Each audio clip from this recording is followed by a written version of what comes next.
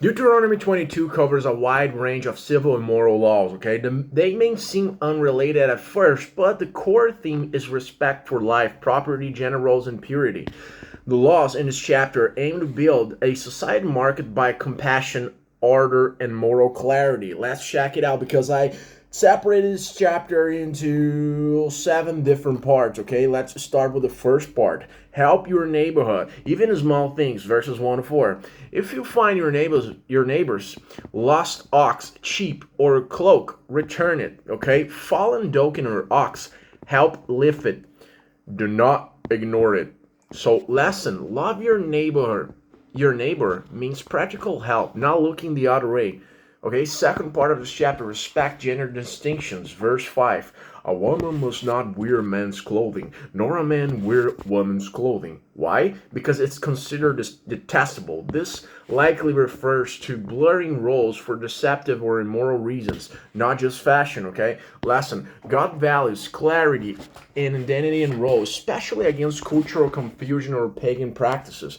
Third part of this beautiful chapter: kindness to animals and environment, which encompasses verses 6 to 7. If you find a bird's nest, you may take eggs, but not the mother. This small command reflects compassion and a sustainable approach to nature, okay? So that may go well with you. Lesson: even small actions towards animals in creation matter to God. Okay, so the fourth part of this chapter: build safety. Build safely. Verse 8. When you build a new house, make a parapet, which is railing, for your roof, so that no one falls and die, okay? No one falls off and dies, and you won't be guilty of bloodshed, okay? Lessons. God cares about safety and responsibility in your space. Another one: protecting others is part of righteousness, okay? Fifth part of this chapter: avoid mixing opposites, which encompasses verses 9 to 12. A series of symbolic commands. Don't plant 2 kinds of seed in one vineyard. Don't plow with an ox and a donkey together. Don't wear mixed fabrics, wool and lining, okay? These rules promote the idea of purity, separation, and order, like symbolic of avoiding moral and spiritual mixture, not just practical forming advice. Make tassels on your cloak, a reminder of God's commands, okay? See Numbers 15, chapter 38, okay? So, Numbers chapter 15, verse 38. Lesson: God teaches spiritual lessons through daily habits. Live with integrity, consistency, and identity. Sixth part of this chapter: marriage, purity, and justice. Verses 13 to 30. This final section covers sexual ethics and protections, especially regarding false accusations and martial and pre. Let me say this again. This final section covers sexual ethics and protections, especially regarding false accusations and premarital purity. Highlights: if a man accuses his wife of not being a virgin and lies, he's fined, wiped, and must never divorce her, okay?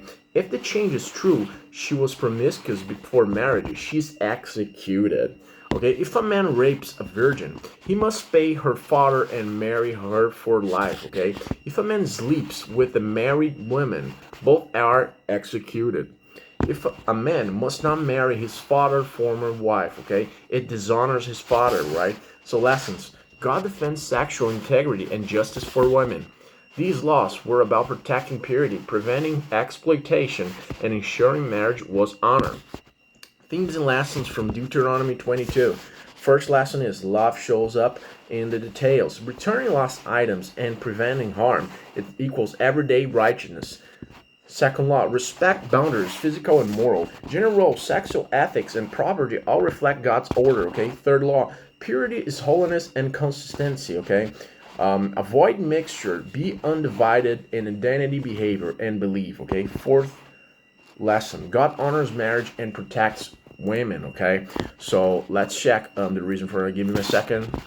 Okay. Sexual sin is not private. It affects families, justice, and the community.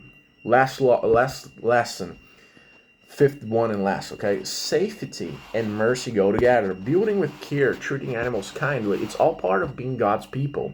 Deuteronomy 22, it's a practical guide to living with honor, compassion, and moral clarity. It shows the holiness is not abstract, it's expressed in how we build, care, dress, relate, and protect, okay? Don't forget to subscribe to this channel.